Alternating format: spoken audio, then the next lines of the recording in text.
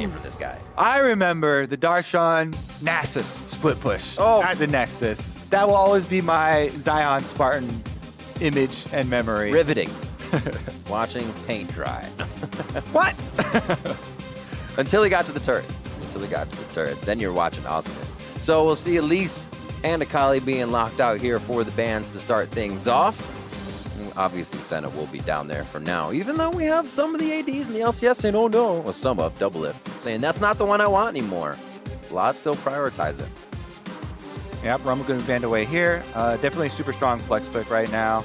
I've even seen a couple of junglers trying their hands at it, but that would definitely be way down the power list. Horn off the table as well. Not going to have that easy tank to rely on for Brandine. Lucian. We saw that in mid lane from Crown on Counter Logic Gaming as well. Could be going pretty much anywhere. And the Syndra gets locked in. No longer a human ward. Now back into the games as much as possible. Whether she's picked or banned, she will be picked this time though. So Blaze Olive is going to have some good control over mid lane. It's definitely a classic Blaze Olive champion, but blind picking the Syndra, definitely leaving yourself open for some assassin counter picks to try and attack you. It just shows how confident he is on the champion though. Doesn't care if you're going to try and kill him in lane. He will take that fight. Now I'm looking for initiation from Evil Geniuses after this. Obviously not maybe Anda, but ooh, an MF and a set. Interesting. I want to see her start ulting and set just drop him off the ropes into bullet time. Definitely a possibility. Yeah, it feels like Evil Geniuses are trying to bait them into the Aphelios pick here. Not taking that one up even with the Senna ban. The other option is Varus. So it's either Aphelios or Varus here for Golden Guardians, unless you're going to really hinder yourself. Yeah. It looks like they are going to be pushed into the Aphelios, a little bit of bait. Do like the Misfortune double up combo, and her extra speed goes a long way. Since you have a set for the top side, it's a very, very safe top side. Set has huge base defenses and can regenerate very, very easily. The second part of the passive, lower you get, more regeneration you get even, so they can put more attention elsewhere on the map. Set can be flexed to the jungle, by the way. I'm actually a pretty big fan of jungle Set because with a blue smite, it actually gives you more mobility than a normal Set. Yeah, you usually have trouble getting in there. And it's been very effective thus far until we see the nerfs coming through. But with Jarvan lock-in, that is going to all but secure the position of Set as top lane. And Jarvan pairs so well with the Misfortune. Get everybody up in that Cataclysm Riv. Just try and group them up and burn them down with the bullet time. Like a fish in a barrel. Old strategies being brought out here. And what do these second phase bans have for the teams right now? It's going to be a Rek'Sai at hard. Who's hard been on? Usually Lee Sin, and Jarvan. So he's looking at the other play that he's had. Currently, the junglers always have a bit of a bigger champion pool. I mean, we saw Spencer Darren pulling out Kindred the other day in the LCS because that's what kind of he had been practicing.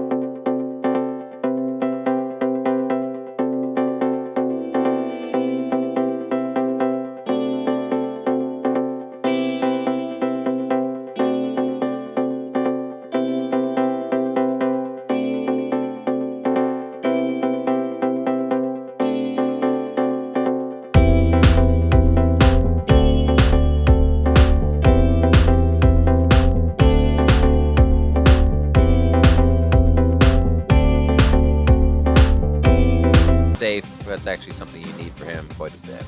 So hook versus hook on that bot side.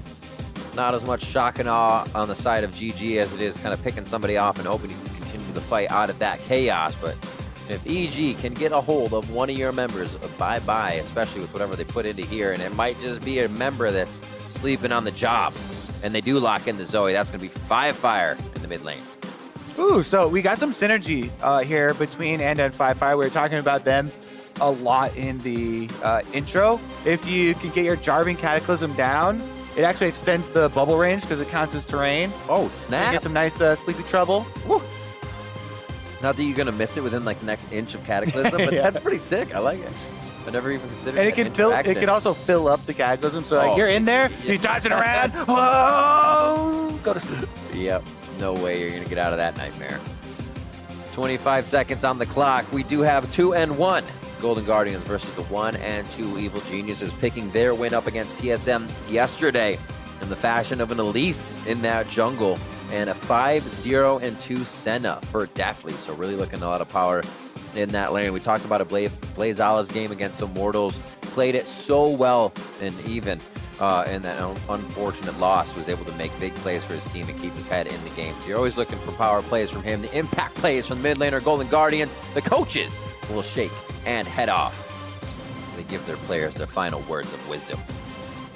Maybe it's just like, don't lose early game or something. I don't know. Yeah, we had a couple check-ins with those like last-minute ones, and sometimes it's reminders for stuff that they practiced earlier. I personally like it when they just give a quick reminder of what both composition's goals are early in this particular game with this draft. Yeah. Hey, try and look for that 2v2. You guys are gonna have priority here. Go, invade on late blue. That type of stuff. But sometimes it's just a remember. Brain on, don't int. You can do it. I believe in you. Riv, I believe in you. I believe in you, Kobe. And our brains are on for game number 2 of Golden Guardians versus Evil Geniuses here for some Monday Night Academy League before Monday Night League, if you will, and then the Bud Light League Lounge. You know what? Monday is full of league, and that's all I love about it. I feel like my whole life is full of league. It has been for That's some the years way now. That's the way I like it. Absolutely. It's going to be full of more league, probably another 30, 35-minute one. We'll guess that coming into this. And it just throws out the standard to keep himself safe and privy of any more knowledge than anyone walking through his jungle. Looks like they'll stay safe, though. Another line of scrimmage coming up. Nobody has too much of an early game advantage to start this one. Little level 2 red gank ward right here against the Jarvan. I like it. Trying to defend against those possible... I mean, people used to call it, quote-unquote, cheese. But it's a very viable strategy, and it's just people who get surprised by stuff they're not expecting think that's not fair. But it's a strategy game, Riv. I think surprise is a very valuable tool. That's why I kind of always had a problem with people going, you cheeser, going for a level 2 gank where I'm not ready for it. That's just...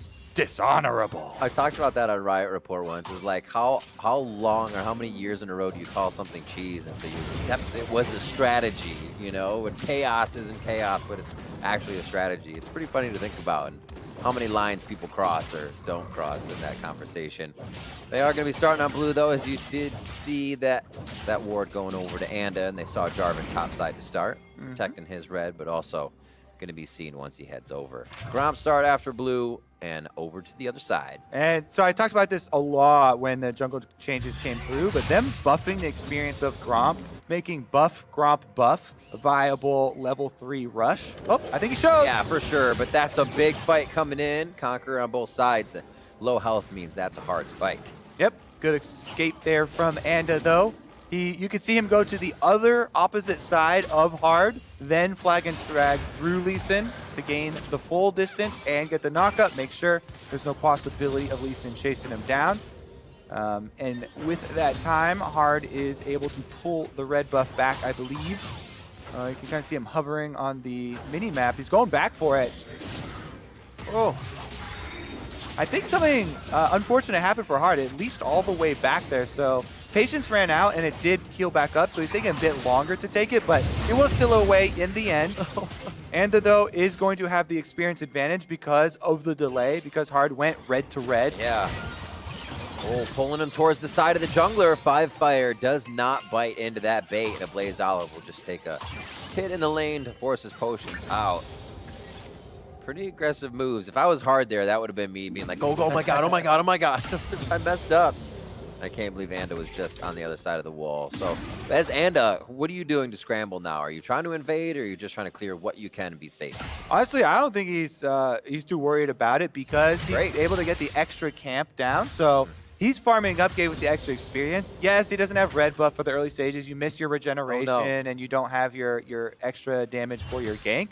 But all being said and done, after the timeout here of the buff, is still going to be ahead. And as you can see, because of the show there for hard, and is able to go in, you steal away the Raptor camp. Yeah. By the way, always leave a small Raptor or even a couple small Raptors behind, like Anda is doing right now, because they took even more experience and gold out of the small ones and put it into the big one.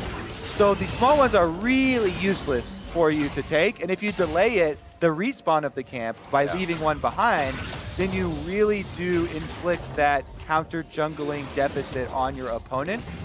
You should always leave small Raptors behind and a small Wolf behind because they're so low value. With Krug, it's a little bit more annoying since you have to leave the kind of medium-sized Krug there, the secondary one. And it does take time for the big one to split if you want to keep mining it. But I would say it is also worth the trouble to delay the Krug spawn since, you know, them being 2 minutes now very quickly. If you full clear on a counter jungle, it honestly, half the time does nothing because the camp will just respawn in 2 minutes anyway. Yeah. Be there, and it'll be a higher average level for your opponent to take anyways when they get back. So like, why are these so hard to fight right now? Yeah, if you're not leaving the small one behind, then you're not actually counter jungling. The nuances. It's interesting. I remember I used to talk to Zyrene about jungling. He's like, dude, you need to clear your camps more because they come back up. And I was like, yeah, I know. There's just those little things. You're like, wait, that's my experience. I actually should be clearing them ASAP. And we get our first gank towards the bot lane just around 5:30. That took a little longer than expected with the aggressive junglers we have on the map, but it does not look like it will end here. Just a question mark to the left side of hard as this cannon wave starts to come out. I don't think it comes out far enough. They're in a pretty safe spot just behind that wall and Tri-Brush side. Brandini and Zion Spartan trading back and forth. Nice cue. He has to watch for that haymaker. Slam back with the face breaker. Yeah, actually, little dodge on the top side there. Here we're going to have some vision, though. And might choose his moment. They're calling up the bottom lane. Bottom lane collapse for EG. On to hard. Throw a ward on that lantern. All right, so they get out safe. A little back and forth, though. Both teams definitely ready to get a fight on early. I like this farming for Deftly, though, on that map. Going to keep up and farm if Aphelios doesn't, or Gorka, rather, does not get back in time. You should be able to, though. It's just right in the middle of the wave. All right, everybody around here for the bottom side rotation. Scuttle Crab taken, Ocean Drake started up. Can Hard get in there for the steal and then Thresh Lantern back out? Let's take a look. Well, we got pulled in closer. I thought that was going to be helpful for him, but he is going to stay safe on that. Ocean Drake goes down. Good front lining there by Matt. He knows what they're going for right here, and immediately they call a stop to the play. That's a big nope. They just Thresh Lantern him right back out, not going for that steal. Trying to get past the Nautilus is so difficult because there's so much crowd control in the Nautilus kit. Matt just lays down the auto attack. He can hook you back, and by that time, not only do you not get the dragon, but you also lose your life. So good safe play there from Golden Guardians. Not want to risk too much for just an early Ocean Dragon. The individual effect of that dragon not going to be a big detriment. So here's a question. Do you have much of an opinion on the definitely MF Doran's Blaze buys that we've kind of been seeing more and more? Let's take a look for a couple of whiffs here first. Oh, there's a hit. A whiff and a hit. They're definitely feeling the breeze on that one from Matt. That's going to be a few more attacks, and that is the first blood for Huhi.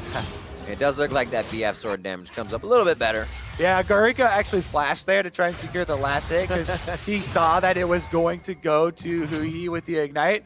But not enough on it. A little bit too slow. Not quite communication there on burning it down. So the full money goes over to Huhi, but he still gets the assist money there for himself. Flash blown, though, for Aphelios. Maybe we'll see a punish.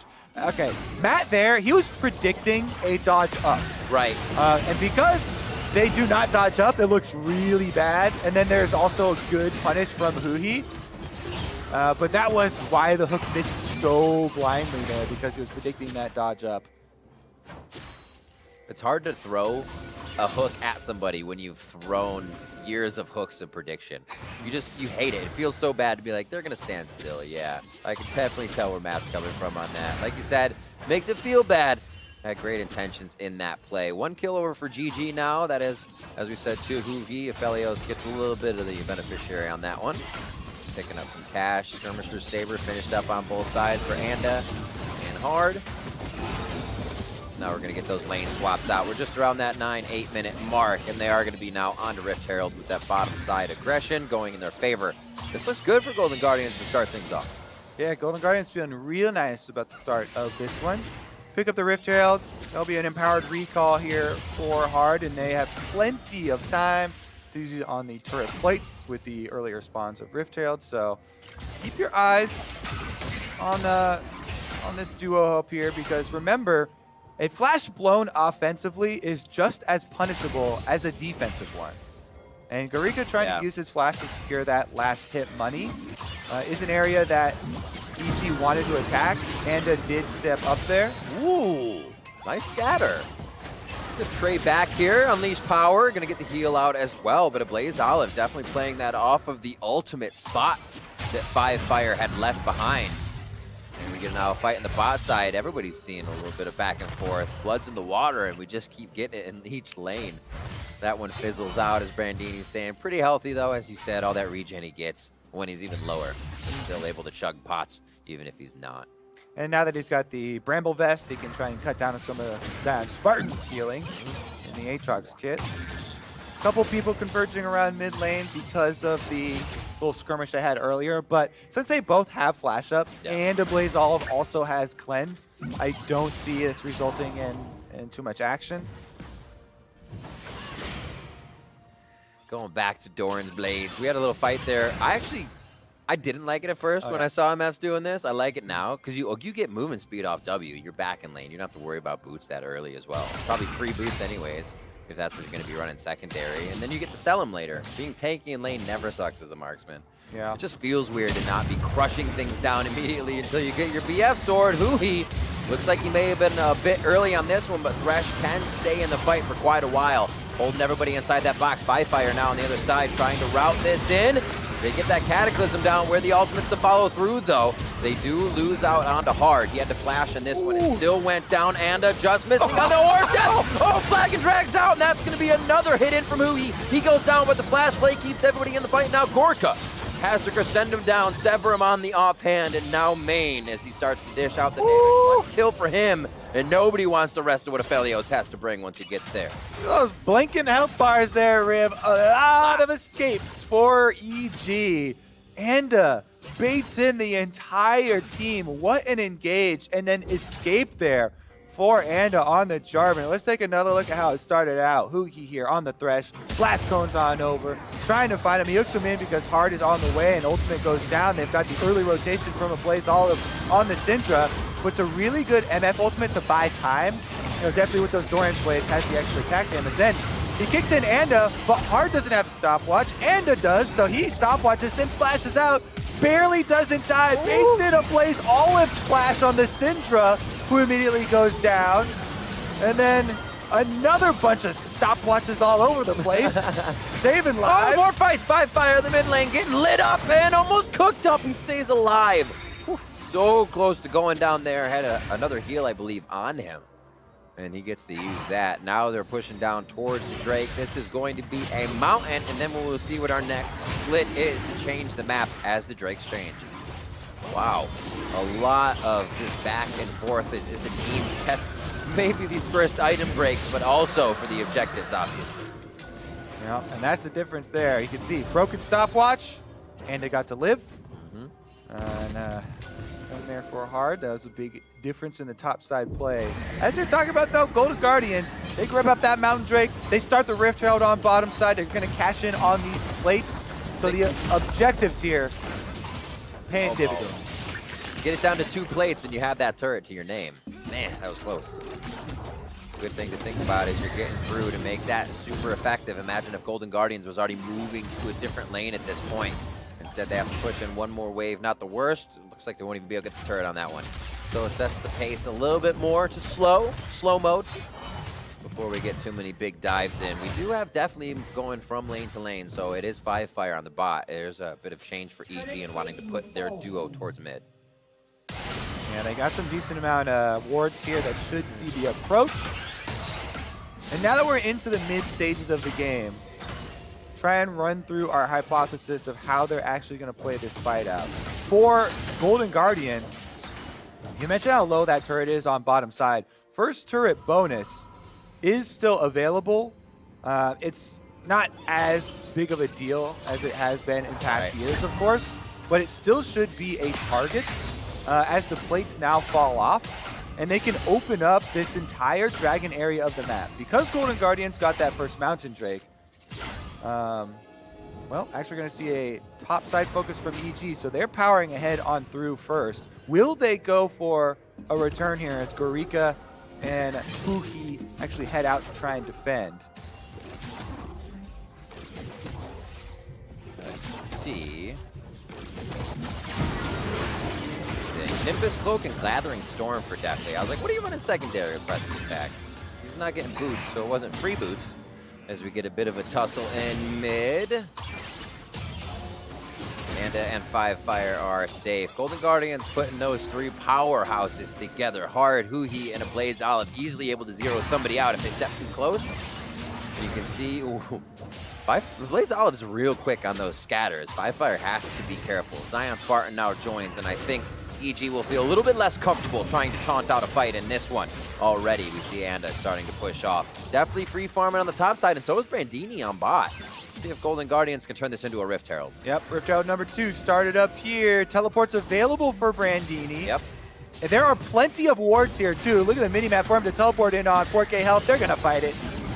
Sleepy Bubble just misses Gorika actually on the outside. He throws down ultimate, and so does a Blazed Olive. Into the middle of the fight goes Brandini. Bullet time starts to shred the team of Golden Guardians. And Huhi is going to be the one in the eyes of 3 members of EG. 5 fire is just duoing with 2 on the outside of this. And a double kill comes in for Deathly as he gets a big payout on this one for the Rift Herald fight. Yeah, another key scatter of the week from a Blazed Olive to delay it and make sure he doesn't go down also.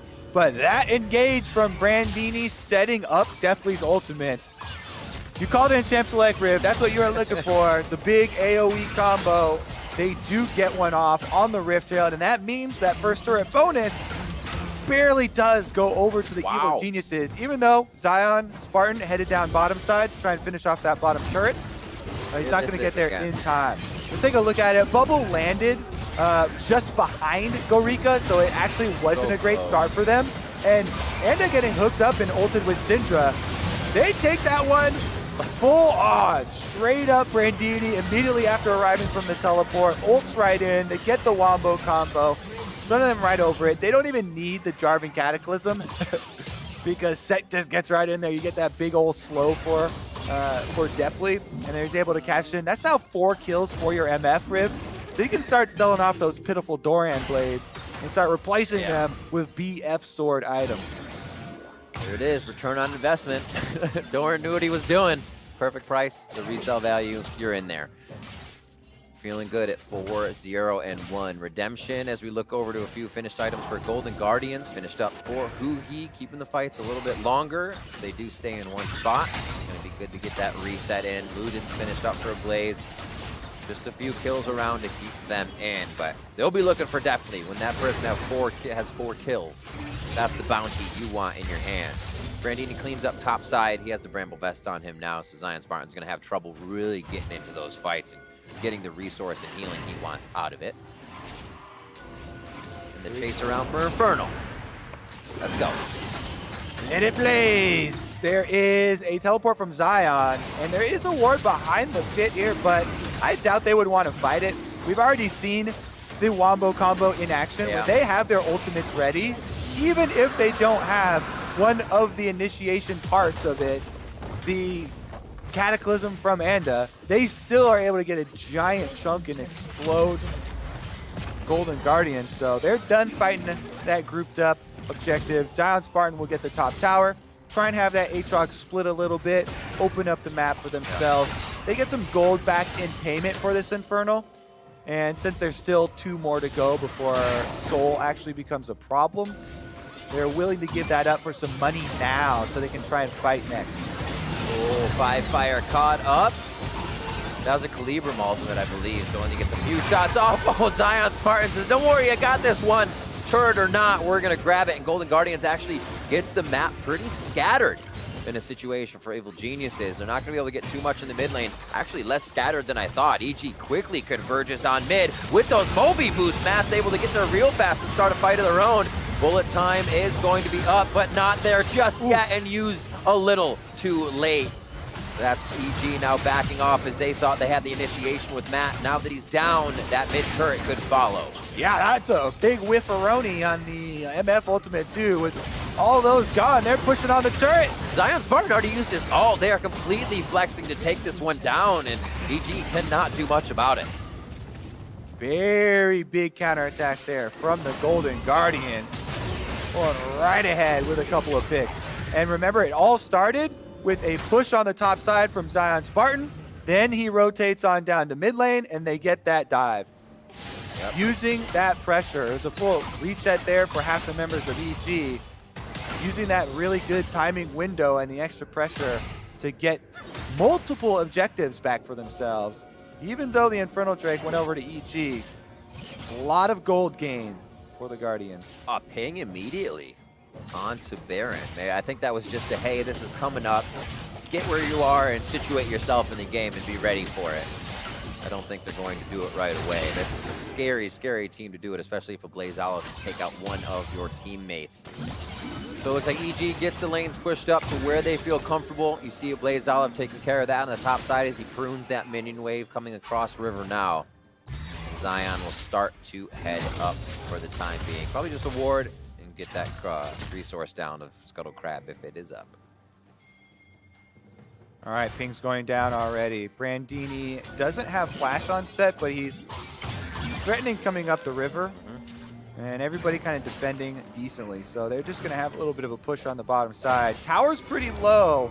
I don't think he wants to extend too much of it, especially with Baron threat being up here. Have to worry about keeping vision in this area. You can already see Golden Guardians, who he laying the groundwork for himself. He's got the advanced wards to look for those hook picks, and they've already cleared out the Baron pit. Gotta keep Definitely safe. First 2 games for Definitely, 0 kills for himself with 4 deaths. Now he switched it around. Last game was 5-0-2. Now he's 4-0-1. Even has a 40 CS lead on his lane. You can see that MF lane bully coming to fruition for him. And now they have to be able to use it. Pushing out a Gorka. Now able to push out the fights. Just has to hit the ultimate. Bullet time has to be a good time. It can be a bad time, and we just saw that. Yeah, that's all about the setup, too. Because Matt went down, they didn't have the Cataclysm there or set there. Yeah, you really need those pieces for this comp to actually synergize. Everybody has to be in place to fight the front to back, group them up with your CC. Then you get the big payoff with the Misfortune Ultimate.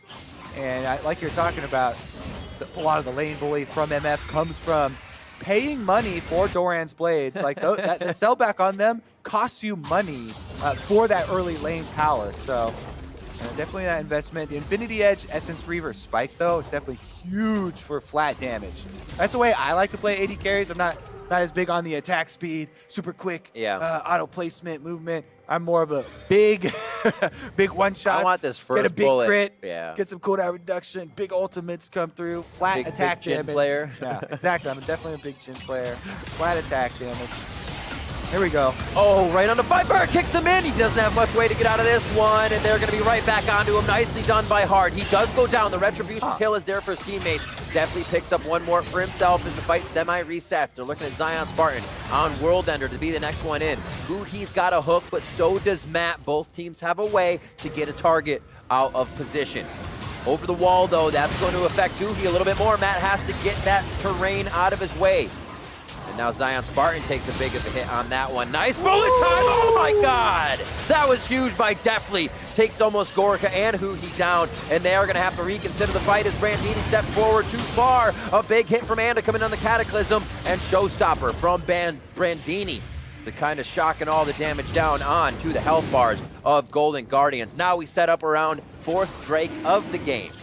Yep, round 2, Riv. We got Lee Sin on the minimap. You can see him heading here. So as soon as Hard gets to the Dragon, they're looking to finish it off, burning it down already because Matt and Anda are so low. Zoe's coming out of the base as well. 5Fire could have that range to participate. They root up onto a Blaze Olive. They take him down. Matt stays alive. 1400 on the Drake. Hard has to leave. And Zion Spartan is not in the fight either. Soul Point coming in now for Evil Geniuses on Infernal. Yeah, Golden Guardians try and force on the objective, but EG take the fight first. When it's these low health fights around these dragons, highly recommend looking for fight first, trying to chunk them out. And that's exactly what EG do. They kill off the Syndra. A Blaze Olive goes down, means they can reap the rewards of the objectives afterwards. That's Infernal Drake number 2, mid tower outer. Oof. Brandini also gets bottom outer tower, and a huge influx. Here it is again. So my hug was because Hard went for the wart hop kickback at the same time Huhi went for the hook. And Huhi doesn't get the hook as it's a little bit out of range. Yeah. Hard also goes down in exchange. That is a jungler for a mid laner though. So at a 1-for-1, you take those jungler for mid laners and then they get the hook on the Anda. They get a big chunk for themselves, but it also results in a decent amount of grouping here. Huhi and Gorika right next to each other in placement for a really good ult from Deftly, who also saves Matt's life, by the way. So Deftly gets the huge chunks, then saves the support life with his heal. Then they find the re-engage. Anda re-enters the fight with the flash on Jarvan, finds the Cataclysm, as you know, setting it up. But here we go, the aftermath, Zion Spartan flanking around. All right. They get his World Ender out. I know EG would probably love to leave this fight. Showstopper to the back to try and separate Zion Spartan from his team, but they're just too close. Golden Guardians is ready to react on this one. The rebuttal, however, again from EG. It's a back and forth. Everybody's trying to reset after these hooks and then find the better hook. There is the fish in a barrel. Can definitely open up. Ultimate's already down, unfortunately, but they are going to be able to get both kills of both fish in that barrel. Nicely That's done. gotta be Baron. Clean up another one. Yeah, that's got to be Baron. Barrel of Barons here now. Anda and crew going to head right up. They actually could even push while they do it. Everybody going to go on over. 20 seconds on everybody's death timer. Teleport not available for Zion Spartan once he gets back up either. So that means there should be no surprise. Abelios ult is down. No possibility of a steal. EG will be able to march towards the base wearing purple. A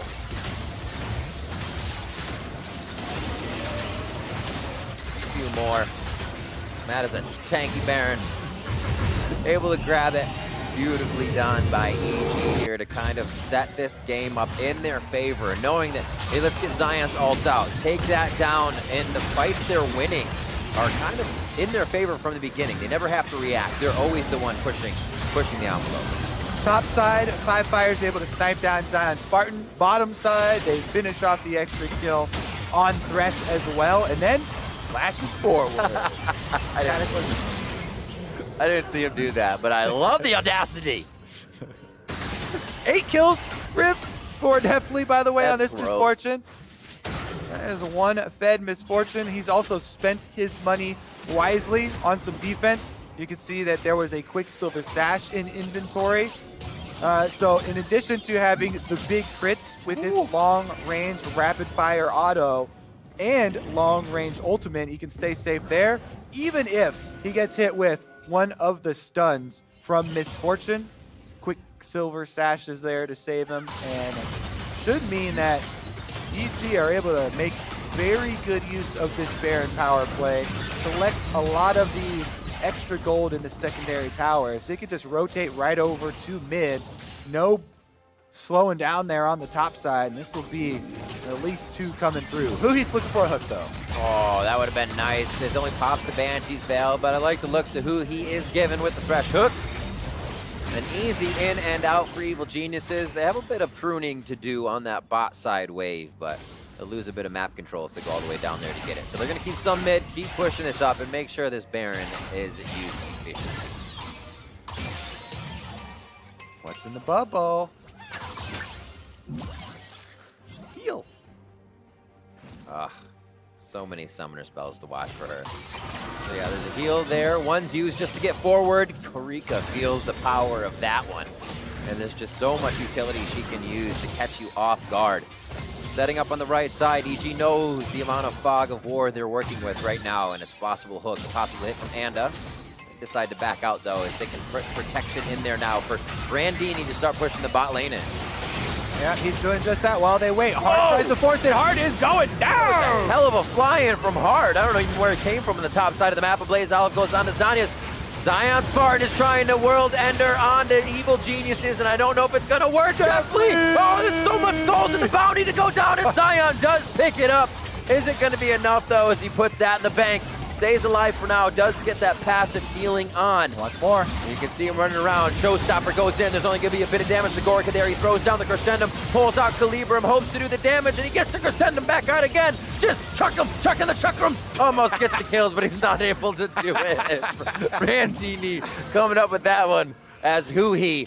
There he goes, the Super Soaker, as he squirts him down from 5 Fire. What a fight. I enjoyed that way too much. Chucking the chakrams! It's a really good fight. That's exactly how you use that weapon, by the way. All right. Get him close and let him loose. Keep on chucking them chakrams. Infernal Dragon gonna go down without so much as a peek from Golden Guardians. Hard is alive, but it would be too difficult trying to run past Zoe for that crazy steal, and that will be a soul burning up the rift here for evil geniuses. He still has a bounty after being taken down. He's a big man down there. Definitely 9, 1, and 4. You're right, they do get the soul, and we'll see how this one happened again. Oh my God, Hard just flies in there. Man, Lee Sin looks so cool, but then died so fast. It happened a bit earlier too when he went for the one kick back there onto Zoe, and he just immediately goes down. Still looks so cool. That was actually satisfying to see the last Aatrox Q finish off that 80 carry wave. You know that struggle, and he's trying to get that last One hit. more. He did get him in the end though. It is Brandini coming in with the showstopper, so 4v3 just reinforces the engage, and since they've already got the goal lead, just comes down to Gorika trying to chuck them, stay alive, can't quite do it. Brandini just punches him in the noggin, finishes off that kill. And did you know, so we were actually looking up chakrams, and even though I've grown up in every game, and I always hear everyone call them chakrams, Yeah. it's actually pronounced chakrams. Or that's not exactly correct because I don't speak it perfectly, but it's much more of a chakram than it is chakram. So that's why it was so much more fun to me. Here we go, this brawl at the healer. They ain't gonna get it. Oh! Flash forward. Not even the Dark Passage can bring him to the light as Huhi tries his damnedest. I mean, you're not even really going to be down by your bot lane or your top laner when they're solo splitting, but the fact that he almost got there, kudos. 266 on that CS line for the top laner as everybody's getting pretty full on the resources here. It's coming down to how fast you can click those buttons now perfectly. A lot of summoners are down on both sides. Huhi does have the initiation summoners up. So if he can get in there, maybe Anda stop him from getting out. 5 Fire's Banshee's Veil makes them a bit harder, but they have so many things to think about as their base is falling from multiple directions right now on the side of Golden Guardians. Yep, no reason for EG to stop. They're already inside the base. Inhibitor number 2 goes down. Inhibitor tower goes down on the bottom side for Brandini as well. And they should be able to close the loop. Oh, they actually call it off because Baron is spawning. Wee woo, Baron alert. Yep. Teleport up there for Zion. See if he can do it. Like a true Spartan versus all of EG. Isn't that how it works? Yeah. Hold, you need a small passageway. I think that was part of the myth. We got... Oh! Let's see, they are in a small passageway right now. Zion Spartan is running from far away, though. He's still in town. He got the message late. He's coming. Well, he only needs to be around Baron, so he's good. 33 minutes, and they're going to start walking towards him. There's not much vision for EG up here to start things off, so a blast cone over the wall means Zion can easily get in with the flanks he's been looking for. Time is not on the side of the Golden Guardians either because those super minions are headed straight for the Nexus Tower. So EG can just sit back and let the minions do their work. No reason to rush the Baron. You just wait for Golden Guardians to show inside their base. Syndra's trying to clear the supers. You see Hard all the way over there. Now you can rotate through, pick up the Baron, easy as you like. No risk had. Nicely done. Waltzing around the map like they own it in full. Evil Geniuses take Baron and now will have advantage over each of the lanes they want to send someone down. Brandini could easily get split on. It looks like bottom is the word currently, and that's where everybody's going to head as we get a push mid from Brandini. Let's watch some Aphelios gameplay here as well with the Hurricane. While Gravitum is kind of the gun you almost get rid of your ammo the quickest on, I think it's my favorite to fight. Like, oh yeah, because the fun, sound does feel like you get some good reverberation. Yeah, with it. exactly. Exactly. All right.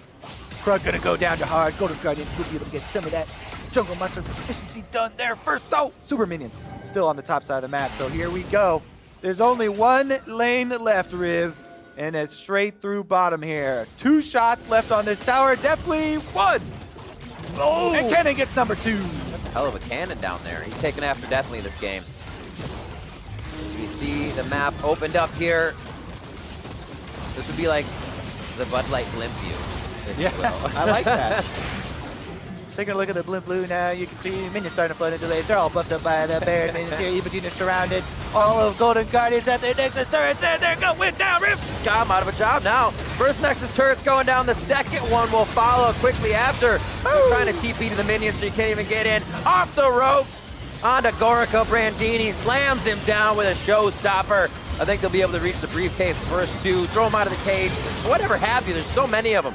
Triple kill coming in for 5 fire. That's going to feel good. Everybody on EG feeling really great about the KDAs. The win and the Nexus going down in favor of EG this game to bring themselves to 2-2. Big win there for EG, delivering the loss to Golden Guardians, tying them up at 2-2 in the standings now. And man, definitely with that misfortune. Yikes. Fortune for the team. A misfortune for Golden Guardians. Ooh. Hey, we're in there. Wordplay. I think it took time to turn on. Their team was not full and complete within the first week of Dignitas and 100 Thieves, right? We had Svenskeren, Kumo, and Brandini switching and playing different spots. Yesterday, Yeah, get those LCS players out of here, man. or previously, to the start this week, they have TSM with the full team.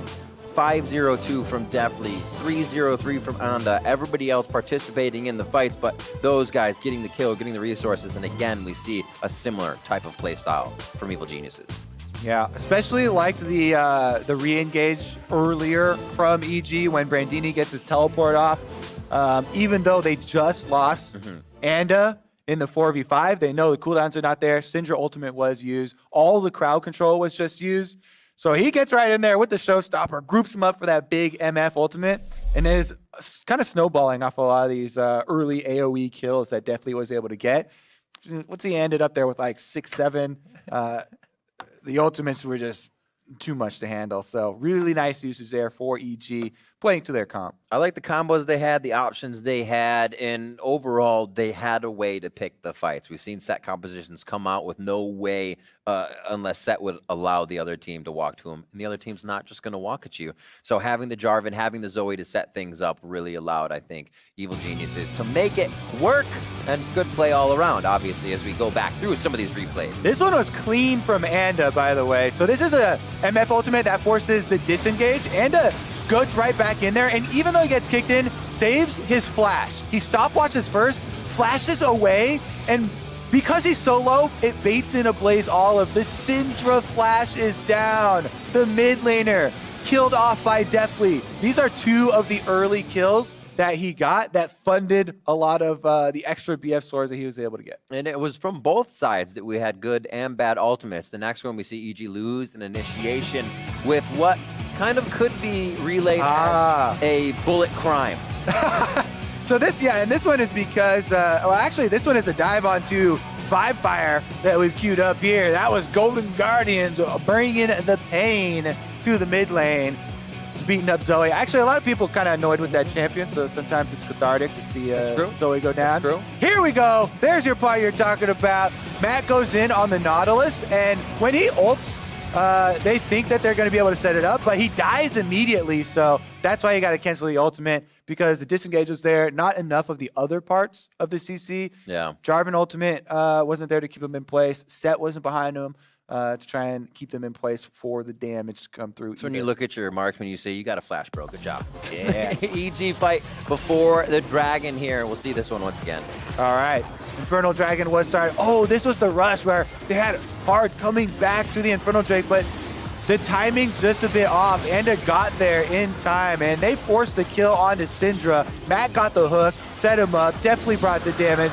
They got Infernal Drake, the extra kill off that, and 2 towers in the aftermath. Yeah, that was when they were finally able to pick up bottom. We were saying, Brandy's going to play this one slow, paid off. They really got a big return on investment once they were able to scoop up all that standing gold. The next replay, the 4-for-1 for Evil Geniuses at 29 minutes. It all seemed to be coming to a head, and EG was ready for this fight.